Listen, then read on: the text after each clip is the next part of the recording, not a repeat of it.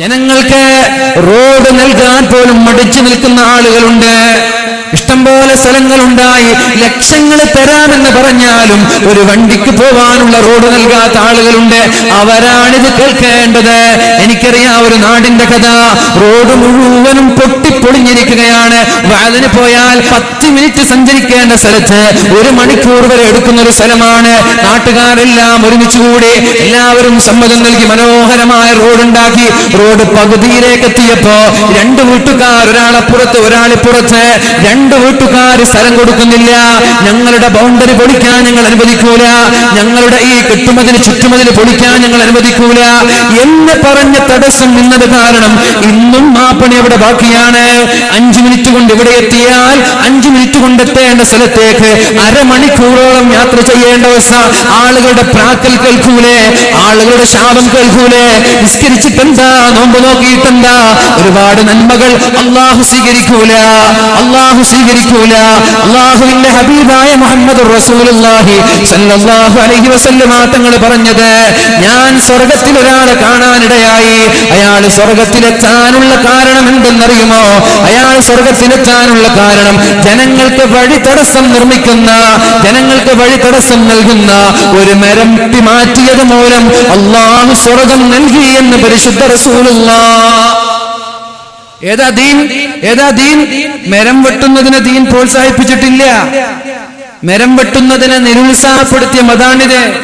ഇന്ന് ഖിയാമത്ത് നാളാണ് എന്ന് നിങ്ങൾ അറിഞ്ഞാൽ, ഇന്ന് ലോകാവസാനമാണ് എന്ന് നിങ്ങൾ അറിഞ്ഞാൽ, നിങ്ങളുടെ കയ്യിൽ ഒരു ചെടിയുണ്ടെങ്കിൽ ആ ചെടി നിങ്ങൾക്ക് നട്ടു വളർത്താൻ സാധിക്കുമെങ്കിൽ ഖിയാമത്ത് നാൾ വന്ന് നിങ്ങൾ മരിക്കുന്നതിന് മുമ്പേ ആ ചെടി നട്ടു വളർത്തണമെന്ന് പഠിപ്പിച്ച മതമാണ് ഇസ്ലാം. ഇസ്രായേലില്ല.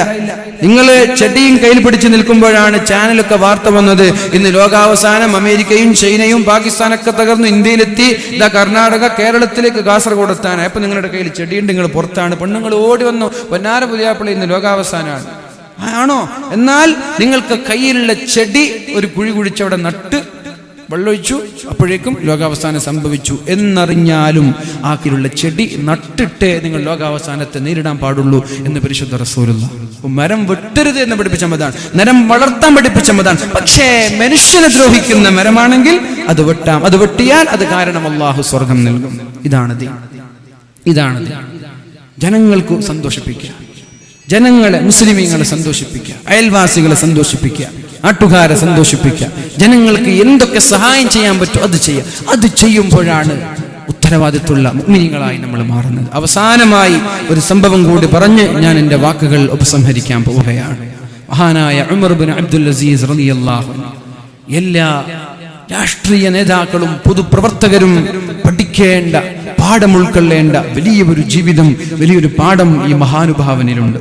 പൊതുപ്രവർത്തകരൊക്കെ പഠിക്കേണ്ട ഒരു പ്രത്യേകമായ ഒരു വിഷയമാക്കി പഠിക്കേണ്ട ഒരു മേഖലയാണ് മഹാനായ ഉമർ ഇബ്നു അബ്ദുൽ അസീസ് റളിയല്ലാഹു അൻഹു. മഹാന്മാരായ ആലിമീങ്ങൾ പറയുന്നുണ്ട്, ആകെ 2.5 വർഷം അദ്ദേഹം ഭരണത്തിൽ ഉണ്ടായിട്ടുള്ളൂ. പക്ഷെ 25 നൂറ്റാണ്ടിന്റെ പാഠം അദ്ദേഹം ലോകത്തിന് നൽകിയിട്ടാണ് ഇവിടെ പറഞ്ഞത് എന്ന് മഹാന്മാരായ ആലിമീങ്ങൾ പഠിപ്പിക്കുന്നുണ്ട്. ആ ഉമർ ഇബ്നു അബ്ദുൽ അസീസ് റളിയല്ലാഹു അൻഹു അധികാരം കയ്യിൽ കിട്ടിയപ്പോൾ ഭാര്യയെ വിളിച്ചിട്ട് ഭാര്യയോട് പറയാണ്, ഞാൻ ത്യാഗത്തിന്റെ, സുഹുദിന്റെ മേഖലയിലേക്ക് ഞാൻ കടക്കുകയാണ്. പഴയതുപോലെ സുഖിക്കാനും ആനന്ദിക്കാനും ഞാനില്ല. നിനക്ക് വേണമെങ്കിൽ നിന്നെ ഞാൻ ത്വലാഖ് ചൊല്ലിത്തരാം. നീ എന്ത് വേണം? നീ വലിയ രാജാവിന്റെ മകളാണ്, നിന്റെ ഉപ്പ രാജാവാണ്, നിന്റെ ആങ്ങളമാർ ഭരണാധികാരികളാണ്, 4 ആങ്ങളമാരും ഭരണാധികാരി, ഉപ്പ രാജാവ്. ഇങ്ങനെ വലിയ പ്രൗഢമായ രാജകീയ പ്രൗഢിയോടെ വളർന്ന നിനക്ക് ഇനി എന്റെ കൂടെ ജീവിക്കാൻ പ്രയാസമായിരിക്കും. അതുകൊണ്ട് ഞാൻ നിന്നെ ത്വലാഖ് ചൊല്ലിത്തരാം. നീ എന്ത് ചെയ്തോ? വലിയ മുതലാളിമാരെ കല്യാണം കഴിച്ച് സുഖത്തോടെ ജീവിച്ചോ. ഞാൻ ഇനി സുഹുദിന്റെ, ത്യാഗത്തിന്റെ, പരിത്യാഗത്തിന്റെ മേഖലയിലേക്ക് നീങ്ങുകയാണ്. എന്താ നിന്റെ ആഗ്രഹമെന്ന് ചോദിച്ചപ്പോ ഭാര്യ പറഞ്ഞു, നിങ്ങൾ ആഖിറമാണ് തെരഞ്ഞെടുക്കുന്നതെങ്കിൽ ഞാനും തെരഞ്ഞെടുക്കുന്നത് ആഖിറമാണ്, എനിക്കും ആഖിറം മതി.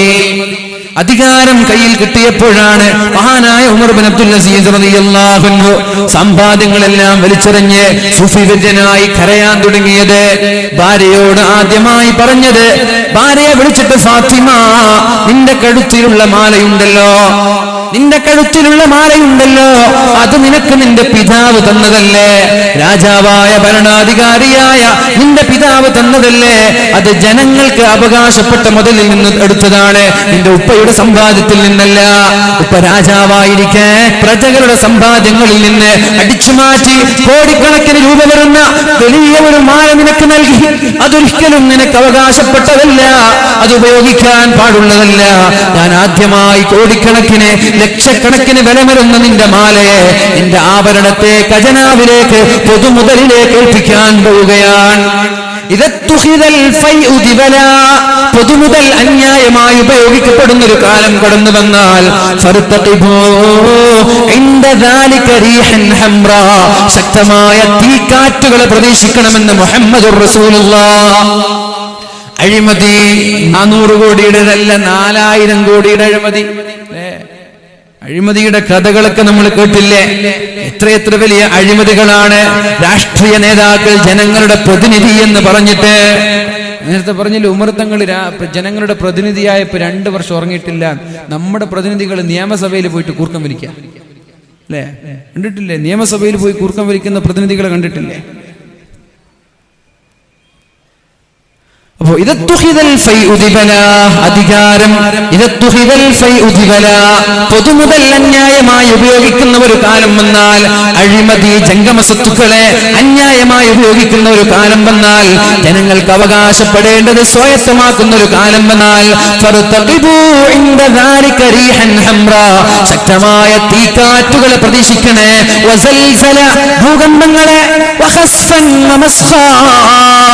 ഭൂമി ജീവനോട് വിഴുങ്ങിക്കളയുന്ന ശിക്ഷ, ആകാശലോകങ്ങളിൽ നിന്ന് ചരൽ കല്ലുകൾ എറിഞ്ഞുകൊള്ളുന്ന ശിക്ഷ, കോലം തന്നെ മാറ്റുന്ന ശിക്ഷ, ഈ ശിക്ഷകളൊക്കെ നമ്മളിലേക്ക് വരാൻ സാധ്യതയുണ്ട്. പൊതുമുതൽ അന്യായമായി ഉപയോഗപ്പെടുത്തുന്ന കാലം വന്നാൽ, ജംഗമ സ്വത്തുക്കൾ ജനങ്ങൾക്ക് അവകാശപ്പെടേണ്ടത് രാഷ്ട്രീയ നേതാക്കൾ പോക്കറ്റടിക്കുന്ന ഒരു കാലം കടന്നു വന്നാൽ, മഹാനായ ഉമർ ഇബ്നു അബ്ദുൽ അസീസ് റളിയല്ലാഹു അൻഹു തന്റെ ഭാര്യയോട് പറയാണ്, ഞാനിതാ നിന്റെ ഈ കോടിക്കണക്കിന് വിലമതിക്കുന്ന ഈ സ്വർണ്ണാഭരണത്തെ, രത്നം നിറഞ്ഞ ഈ ആഭരണത്തെ പൊതുമുതലിലേക്ക്, ബൈത്തുൽ മാലിലേക്ക് നൽകാൻ പോവുകയാണ്. എന്താ നിന്റെ അഭിപ്രായം? അങ്ങനെയാണെങ്കിൽ അങ്ങനെ ചെയ്തോളൂ, എനിക്ക് കുഴപ്പമില്ല. ആ കോടിക്കണക്കിന് രൂപ വില വരുന്ന കല്യാണത്തിന് സമ്മാനമായി ഉപ്പതെന്ന ആ ഒരു ആദ്യത്തെ ആ ഒരു മാല, ആഭരണം പൊതുമുതലിൽ കൊണ്ടുപോയി വെച്ചു. ഞങ്ങളുടെ ഭാര്യമാരാണെങ്കിൽ എന്താ പറയാ? സൂഫിയൊക്കെ ശരി തന്നെ, പൊന്നു തൊട്ടിട്ട് കളിക്കണ്ട, സ്വർണം തൊട്ടിട്ട് കളിക്കണ്ട. പെണ്ണുങ്ങൾക്ക് പിന്നെ എങ്ങനെയാണല്ലോ, സ്വർണം എന്ന് പറഞ്ഞാൽ 100 പവനുണ്ടെങ്കിൽ 200 പവനുണ്ടെങ്കിലും ഞാനൊരു മോതിരം തരട്ടെ എന്നാ തന്നോളൂ. 200 പവനോടെ തൂങ്ങുന്നുണ്ട്, എന്നാലും ഒരു മോതിരം കിട്ടിയാൽ ഒരു കുഴപ്പമില്ല. അത് 1 ഗ്രാം ആയാലും ശരി, 1 പവൻ വേണമെന്നില്ല. എത്ര കിട്ടിയാലും തൃപ്തി, ഇത് എന്താ ഒരു സംതൃപ്തി വരാത്ത പെണ്ണുങ്ങൾ. കോടിക്കണക്കിന് വില മതിക്കുന്ന ആഭരണം പൊന്നാര ഭർത്താവങ്ങൾ കൊണ്ടുപോയി കൊടുത്തു. 2.5 വർഷത്തിന്റെ ജീവിതം കഴിഞ്ഞ് ഭാര്യക്കോ മക്കൾക്കോ അല്പം പോലും ബാക്കി വെക്കാതെ മഹാനായ ഉമർ ഇബ്നു അബ്ദുൽ അസീസ് റളിയല്ലാഹു അൻഹു ലോകത്തോട് ഇവിടെ പറയാണ്. അപ്പോഴാണ് ചില ആളുകൾ അദ്ദേഹത്തോട് ചോദിച്ചത്, മക്കൾക്ക് വേണ്ടി വല്ലതും ബാക്കി വെക്കണ്ടേ? നിങ്ങൾ വസിയത്ത് ചെയ്താൽ ഞങ്ങൾ ബൈത്തുൽ മാലിൽ നിന്ന് മക്കൾക്ക് വേണ്ടി നൽകാമെന്ന് പറഞ്ഞു. അപ്പോഴാണ് ധീരമായൊരു പ്രഖ്യാപനം മഹാനായ ഉമർ ഇബ്നു അബ്ദുൽ അസീസ് റളിയല്ലാഹു അൻഹു പ്രഖ്യാപിച്ചത്. അധികാരത്തിന്റെ സോപാനങ്ങളിൽ ഇരിക്കുന്ന ആളുകൾ, ഉന്നതമായ സാമ്രാജ്യങ്ങൾ, ബിസിനസ് സാമ്രാജ്യങ്ങൾ പടുത്തുയർത്തുന്ന ആളുകളോട് പറയാനുള്ളത്, മക്കൾക്ക് വേണ്ടി ബാക്കി വെക്കുമ്പോൾ ഈ മഹാനായ ഉമർ ഇബ്നു അബ്ദുൽ അസീസ് റളിയല്ലാഹു അൻഹുവിന്റെ പ്രസ്താവന ഓർക്കണം. ഉമർ ഇബ്നു അബ്ദുൽ അസീസ് റളിയല്ലാഹു അൻഹു പറഞ്ഞു, വല്ലാഹു യതവല്ലസ് സാലിഹീൻ, സാലിഹീങ്ങളായ ആളുകളെ അല്ലാഹു ഏറ്റെടുക്കുമെന്ന് അല്ലാഹു പറഞ്ഞിട്ടില്ലേ? സാലിഹീങ്ങളായ ആളുകളെ അല്ലാഹു ഏറ്റെടുക്കുമെന്ന് അല്ലാഹു പറഞ്ഞിട്ടില്ലേ? എന്റെ മക്കൾ സാലിഹീങ്ങളാണെങ്കിൽ അവർക്ക് എന്തിനാണ് ഞാൻ ഇവിടെ ക്യാഷ് ബാക്കി വെക്കുന്നത്? അവർക്ക് എന്തിനാണ് ഞാൻ ഇവിടെ സമ്പാദ്യങ്ങൾ ബാക്കി വെക്കുന്നത്? സാലിഹീങ്ങളാണെങ്കിൽ അല്ലാഹു അവരെ ഏറ്റെടുക്കുമെന്നല്ലേ പറഞ്ഞത്? ഇനി അവർ തെമ്മാടികളാണെങ്കിൽ, ഇനി അവർ തോന്നിവാസികളും താന്തോന്നികളുമാണെങ്കിൽ എന്തിനാണ് എന്റെ സമ്പാദ്യം തിന്നിട്ട് അത് കാരണം ഖബറിൽ ഞാൻ ശിക്ഷ അനുഭവിക്കുന്നത്? മനസ്സിലായില്ല? മക്കൾ ഒന്നുകിൽ സ്വാലിഹാണ് അല്ലെങ്കിൽ തെമ്മാടിയാണ്, ഫാസിദാണ്. 2ൽ 1. സ്വാലിഹാണ് അല്ലെങ്കിൽ ഫാസിദ്. തെമ്മാടിയാണ്, നല്ല ആളാണ്. നല്ല ആളാണെങ്കിൽ അവരെ അല്ലാഹു ഏറ്റെടുക്കുമെന്ന് വാക്ക് നൽകിയിരിക്കുകയാണ്.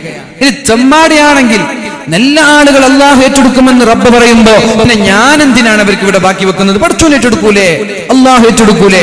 അതുകൊണ്ട് ഞാൻ ഒന്നും ബാക്കി വെക്കുന്നില്ല. സ്വാലിഹ്യങ്ങളാണെങ്കിൽ അള്ളാഹു ഏറ്റെടുത്തോളും. തെമ്മാടികളാണെങ്കിലോ ഞാൻ എന്റെ സമ്പാദ്യത്തിൽ നിന്ന് തിന്ന് കള്ളു കുടിച്ച് വ്യഭിചരിച്ച് തോന്നിവാസം ചെയ്യുമ്പോൾ ഖബറിൽ കിടക്കുമ്പോൾ ഒരു സെക്കൻഡ് എനിക്ക് സ്വസ്ഥത കിട്ടുമോ? നമ്മൾ മക്കൾക്ക് വേണ്ടി കോടിക്കണക്കിന് സ്വത്ത് ഇവിടെ ബാക്കി വെച്ചിട്ട് മക്കളെ തൊട്ട് കള്ളു കുടിക്കുക, പലിശ തിന്ന, വ്യഭിചരിക്കുക, ഹറാമിലേക്ക് വലിച്ചെറിയാൻ നമ്മൾ ഖബറിൽ കിടക്കുമ്പോൾ ദൈനംദിനം അതിന്റെ ശിക്ഷ നമ്മൾ ഖബറിൽ അനുഭവിച്ചുകൊണ്ടേയിരിക്കും. ഒന്നുകിൽ സ്വാലിഹാക്ക, അല്ലെങ്കിൽ തെമ്മാടികളാണെങ്കിൽ 5 പൈസ പോലും ബാക്കിയാക്കാതെ മരിച്ചു പോവുക. അതേ നമ്മളുടെ മുമ്പിലുള്ള ലക്ഷ്യം. ഒന്നുകിൽ മക്കളെ സ്വാലിഹ്യങ്ങളാക്കുക, ചെമ്മാടികളാണെന്ന് തോന്നിയാൽ 5 പൈസ പോലും ബാക്കി വെക്കാതെ മരിച്ചു പോകുന്നതാണ് നല്ലത്. നമ്മുടെ സമ്പാദ്യം ഒരു ഹറാമിന് വേണ്ടവർ ഉപയോഗിച്ചാൽ ഖബറിൽ നമ്മൾക്ക് സ്വസ്ഥത കിട്ടൂല, ഉറപ്പാണ്. അതിനു മുമ്പ് മക്കളെ സ്വാലിഹ്യങ്ങളാകണം. അല്ലാഹു തൗഫീഖ് ചെയ്യട്ടെ. വല്ലാഹു യതവല്ല സ്വാലിഹീൻ. മഹാനായ ഉമർ ഇബ്നു അബ്ദുൽ അസീസ് റളിയല്ലാഹു അൻഹു ലോകത്തോട് ഇവിടെ പറഞ്ഞു പോയി.